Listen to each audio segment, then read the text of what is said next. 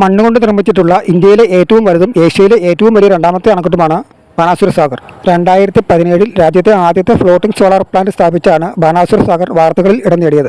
Indian Banasura Sagar പദ്ധതിയുടെ ഭാഗമായി കോഴിക്കോട് കക്കയം ഡാമിലേക്ക് വൈദ്യുതി ഉൽപ്പാദനത്തിന് വെള്ളം എത്തിക്കുകയും ജലസേചനത്തിനുമായാണ് 1979 ഡാമിന്റെ ഒന്നാം ഘട്ടം പണി പൂർത്തിയായത്.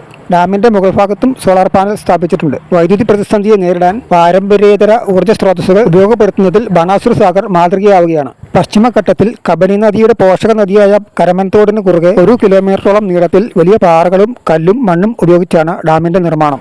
ഡാമിന് സമീപമുള്ള പർവ്വതങ്ങൾ ബാണാസുര ഹിൽസ് എന്നാണ് അറിയപ്പെടുന്നത്. ബാണാസുര രാജാവായ അസുര രാജാവ് ഈ കുന്നുകളുടെ മുകളിൽ കഠിനമായ തപസ് ചെയ്തുവെന്നും അതിനാൽ അദ്ദേഹത്തിന്റെ പേരിൽ നിന്നാണ് ഈ പേര് വന്നതെന്നും ഐതിഹ്യങ്ങൾ പറയുന്നു.